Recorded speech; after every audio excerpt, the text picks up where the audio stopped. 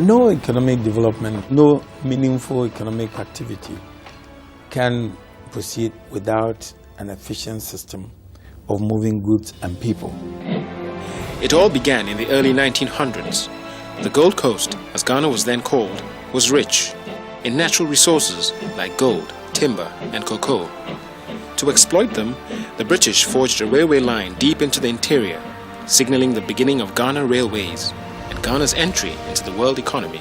Eventually, Ghana was a leading cocoa producer. We have been, for so many years, a major player in the hardwood timber industry. Of course, without it, the bauxite in BBNE would not have been exploited. So in that sense, it was a very catalytic role in the economy of Ghana. By the early 1950s, the system was complete. The western line ran from Sekondi Takoradi to Kumasi. The eastern line linked Kumasi to Accra and Tema, and the central line linked Accra to Takoradi. And in those heady days of early independence, the railway was the hub of economic activity. Throughout its corridors of operation, new industries sprang up and communities thrived. Trade was flourishing and activities was great. Traders moved up and down from the hinterland to the coast to buy goods, mostly from Sekondi, because Sekondi was the gateway of the Gold Coast. Sekondi was the heart of Ghana Railways and home of its maintenance workshops, training ground for some of the country's finest engineers. Engineers and mechanics are all Ghanaian and are among the finest in the world. For me, if you talk about the railways in the good old days, you mentioned the blue train. The most modern express train in all of West Africa. And Ghanaians were justifiably proud. We did the work conscientiously. There was no lateness. There was nothing like derailment on the line. People were the workers on the line all the time. Not that we didn't have accidents, but the accidents were few and far between. In its heyday, the Ghana Railways employed over 16,000 people, carried 2 million tons of freight and 8 million passengers a year. The enthusiasm and the will and the enjoyment to use the train facility was very high. Look at the state of our railways today, and that's hard to imagine. Well, first of all, there's been a very general decline of the economy of Ghana. I mean, from 1960, there has been a systematic decline. So let me say that the railway was not an exception. It was part of a general decline. But the first and foremost is the fact that our people did not see it as a strategic national importance. Instead, Ghana Railways was sorely neglected, with predictable consequences. Over the years, declining traffic meant declining revenue. There wasn't the money for maintenance or spares, and breakdowns, delays and derailments became common occurrence, and cargo could take anything up to a week to reach its destination. And a dream maybe soon if you any engines. Your engines in a shorty. When you say be under train, Baba, a Baba stations over the factory. Baba SU. A ya engineer, you wait my engineer and train and co. By the late 70s, public confidence in Ghana Railways was at an all-time low. Our lines were not being maintained. Derailment was the order of the day. And of course, when the articulators came, they simply took over. Despite the fact that it's twice the cost of rail, haulage by road was seen as fast and efficient, and the railways simply couldn't compete. By the early 1980s, rail haulage figures had dropped to less than 350 tons a year. The writing was on the wall. By 1995, the rail link between Tema Harbour and Accra had ceased to function. Next to go was the central line between Accra and Sekondi Takoradi. Without the railways, Sekondi is a mere shadow of its former self. Sisi anu railways fi anu so problem aba bebre ama boys no bebre nye dwuma ye ankankano no anka railways wa no anka bonso boys bebre omo rusua edwuma e wo railway shop wa ye from location no. The workshop's still here, the infrastructure, the skills and the experience. But without financial help, this once proud institution is on the brink of collapse. You want government to help us so that when you get loan to get the spare parts. And not the spare part alone, but oil, gas oil, and so on. So we're having a lot of problems. So if government didn't come to our aid by helping us, in fact, it will be difficult. For the Eastern Line linking Accra to Kumasi, it's already too late. By millennium's end, it too was closed. The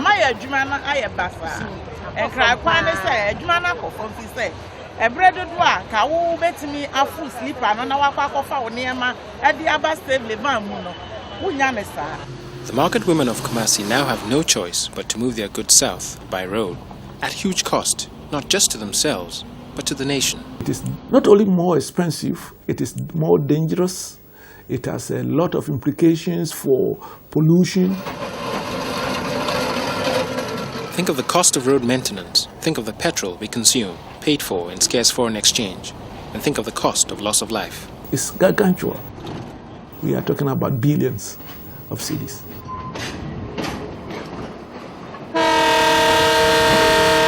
The only main line working in Ghana today is the Western Line, linking Takoradi and Kumasi, and serving the mining and timber sectors. But a shortage of locomotives and wagons and the appalling state of the line has meant that the barest minimum of freight reaches Takoradi port. Bauxite and manganese dropped drastically. Bauxite dropped up to about 50,000 tons. And if that time you are hauling over 300, 400,000 tons, you can imagine the loss to the economy.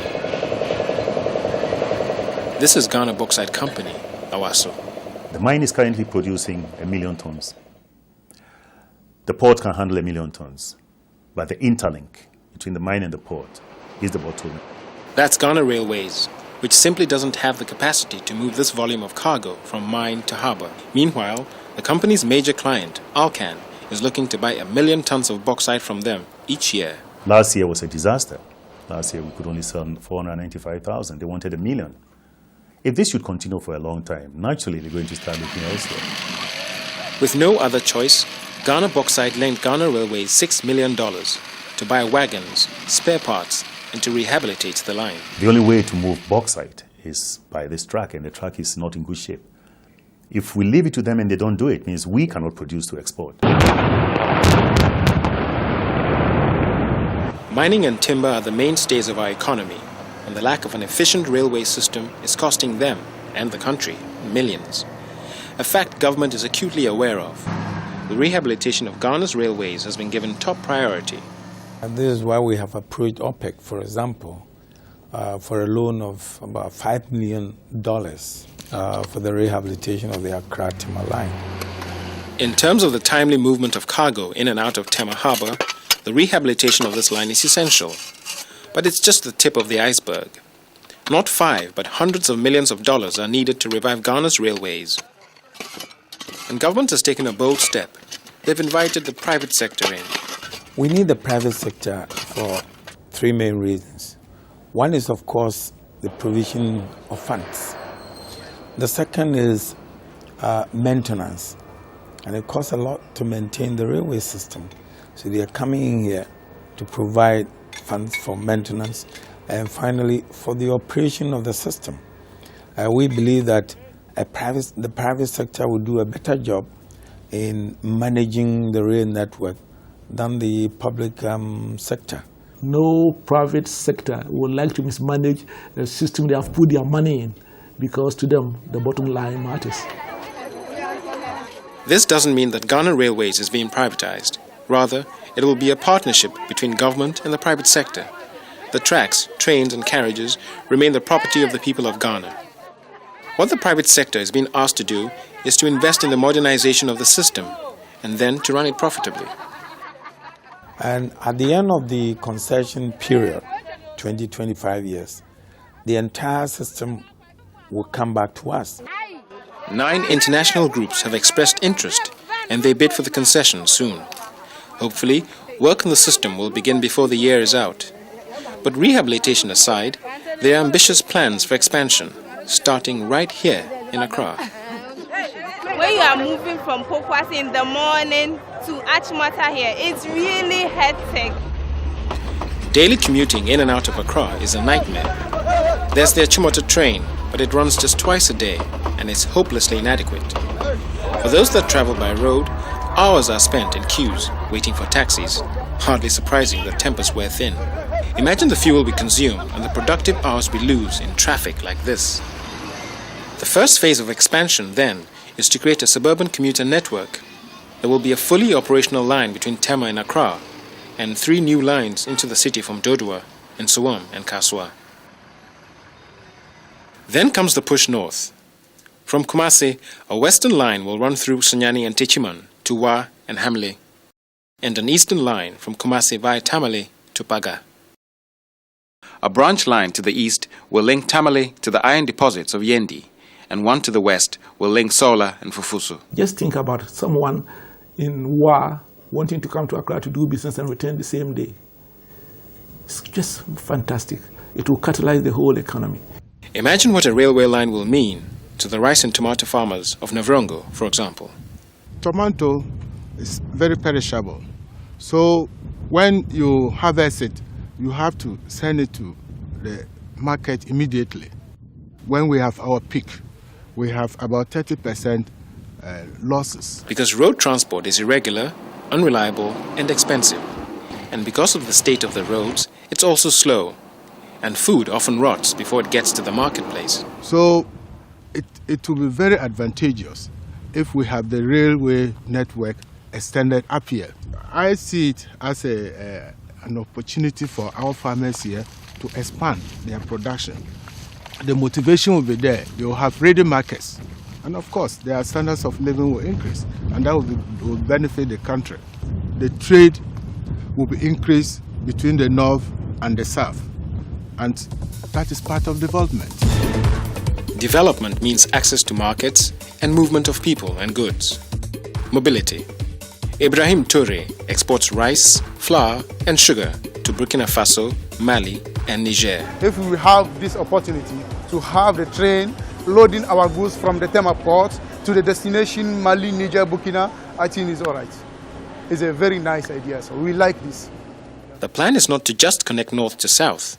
The central line will then extend to link Ghana to Côte d'Ivoire in the west and to Togo, Benin, and Nigeria in the east. From Accra to Lagos should be not more than 2 to 2.5 hours. Can you imagine the type of trade linkages with Lomé, with Benin, and other things? This is the dreamed-of gateway project, with Ghana as the hub. As the president said, we are literally at the center of the world, and we are at the center of West Africa. Our economy, despite all our weaknesses today, is one of the best managed in the sub-region. This is the time. The plans are bold and ambitious, and making them happen will mean time, money, and resources. But if successful, they will set Ghana firmly on the path towards the golden age of business.